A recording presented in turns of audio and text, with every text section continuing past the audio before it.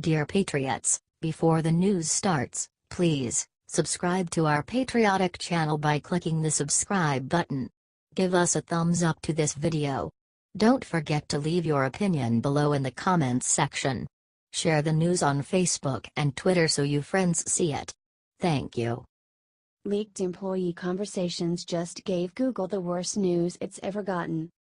Breitbart News revealed on Friday leaked internal conversations amongst Google employees that shed light on the internal biases against conservatives within the company. A recent internal survey revealed that following the firing of James Damore, the Google employee who authored the infamous memo that criticized the company's emphasis on political correctness and diversity promotion, the majority of employees feel the company culture has not improved. Screengrabs published by Breitbart reveal the contentious culture for conservatives within Google's company culture.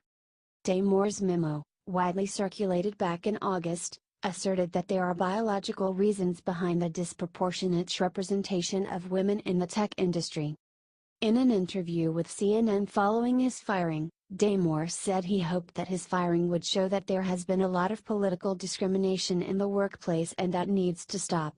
He added that Google fosters a psychologically unsafe environment. Damore's comments prompted Google's attorneys to publicly request that employees who've felt they've experienced illegal business practices at Google to come forward. We are also engaging with several other Google employees or former employees who have suffered adverse employment actions at Google, one lawyer said in a news release. We are exploring all potential legal avenues for these clients, and gathering facts about working conditions at Google, particularly for those whose views are inconsistent with Google's political orthodoxy.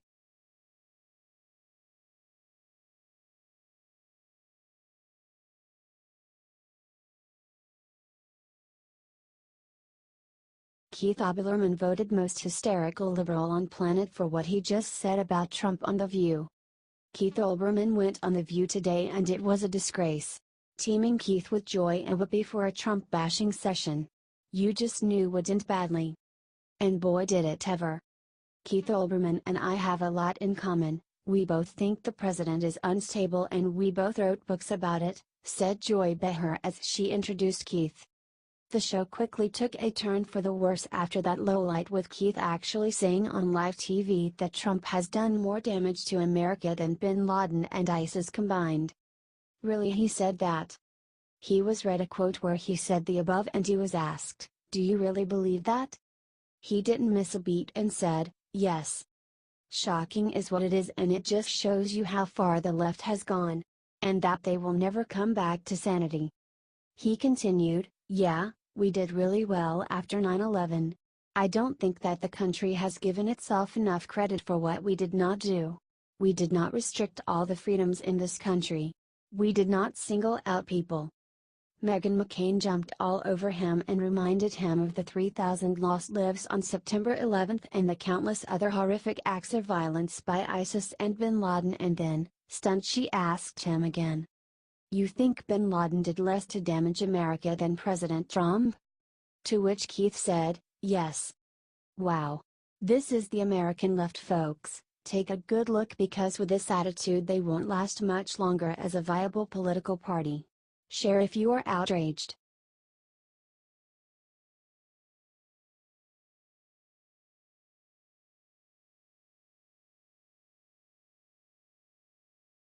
IT's over.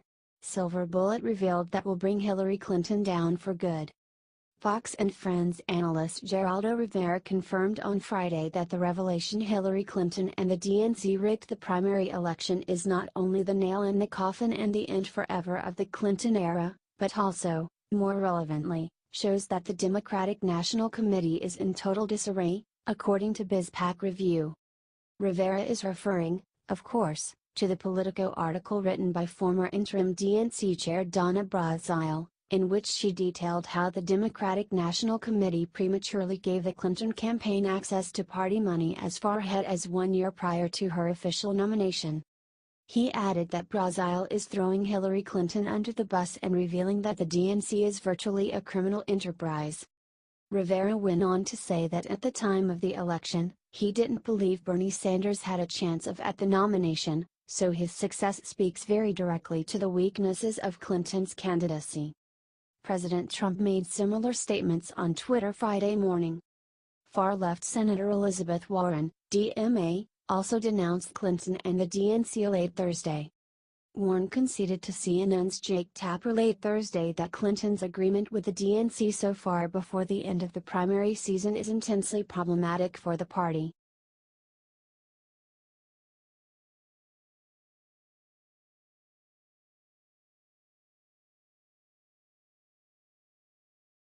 After viciously attacking Trump all summer, Elon Musk gets just desserts from real America.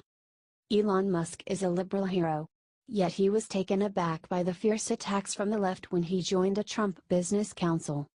The left, so furious at their loss, made clear they would rather see the country fail than see Trump succeed. It was shameful, and the pressure they put on guys like Elon Musk was intense. So you just know Elon was looking for a way to get out of it without looking like a complete fool. And instead he ended up looking like a hysterical liberal. Which is worse, to be honest. For a fool who is also hysterical cannot be saved. Musk viciously attacked Trump for almost everything he did after making the liberal-approved break. From saying, "We haven't actually done it yet," he would pull out of the Paris climate deal, to the Muslim ban, to the hysteria Charlottesville. Anytime there was a controversy, and it didn't matter if it was a drummed-up media story or the truth, Musk came out and denounced Trump. He was clearly trying too hard to please the left. As if he was making up for his original sin of having an open mind and working with Trump. Something the closed minds on the left have never forgiven him for. So we take no pleasure in reporting that after all he did to hurt Trump, he finally got his just desserts. Got knocked off his high horse. First, his company, Tesla, was hit by massive product recalls and manufacturing delays. They are so bad that, according to reports, he is depressed and unable to sleep. The stock was falling, and then came yesterday's bad news bombshell. The GOP is killing off his sweetheart deal, a $7,500 tax credit for electric cars. It propelled his sales, and now, when he can least afford it, it will be gone. Go compete in the free market if you are such a hotshot, the GOP seems to be telling him, and they are not wrong. On the news, Tesla stock fell off a cliff, dropping more than 7%. In the past, when similar subsidies have been revoked for different industries, the companies that relied on them too heavily never recovered.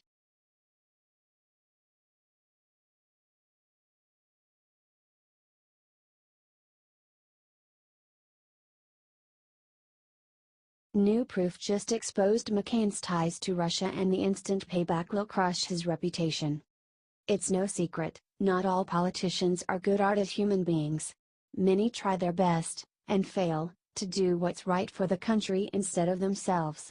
John McCain may have once believed this way, but now it seems his sole concern is seeking out new lows. McCain has now gone beyond bending the law and has begun conspiring with those entrenched in the Russian scandal. Furthermore, he's currently going through great pains to protect these criminals and bury the whole truth. In a brief filed in federal court late Wednesday, lawyers for Russian tech executive, Alexei Gubarev, claimed that David Kramer, a former State Department official and longtime associate of Senator McCain, has been seemingly avoiding service of a deposition subpoena for weeks. Both Kramer and McCain are suspected to have information regarding the Steele dossier and the source responsible for leaking it to BuzzFeed.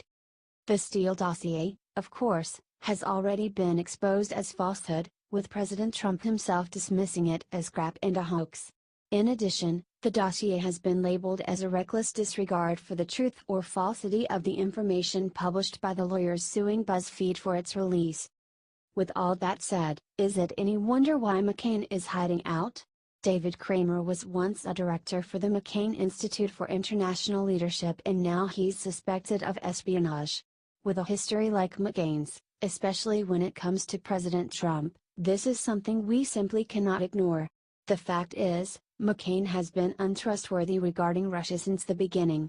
He recently denied giving the dossier to BuzzFeed, but had previously admitted giving a copy to Comey during a meeting on December 9 meeting.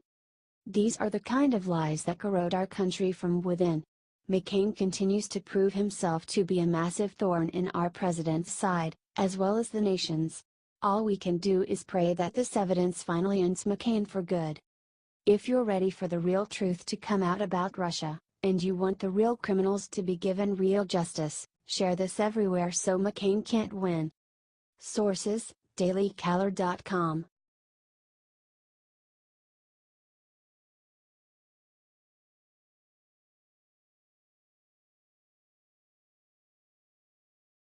Michael Moore just got caught working with the Russians, see the proof that'll ruin him. More information has now come out about the Russian influence operations in the United States were centered around the Democrat resistance to Trump.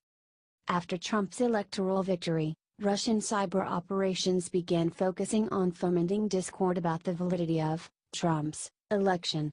Facebook General Counsel Stretch. Sean Edgett is the General Counsel for Twitter. During the election, they were trying to create discord between Americans, most of it directed against Clinton. After the election, you saw Russian-tied groups and organizations trying to undermine President Trump's legitimacy. Is that what you saw on Facebook? South Carolina Senator Lindsey Graham asked Edge and Stretch. The Guardian recently reported that 10,000 people showed up to the anti-Trump protest. The left-wing filmmaker Michael Moore was among the people that joined the Russian protests despite it being started by the Russians. CNN's reported on the anti-Trump protest over the weekend and noted the following: some are questioning the legitimacy of Trump's victory over Hillary Clinton by noting that although he took the Electoral College, Clinton won the popular vote. Share this to sink what's left of Michael Moore's career.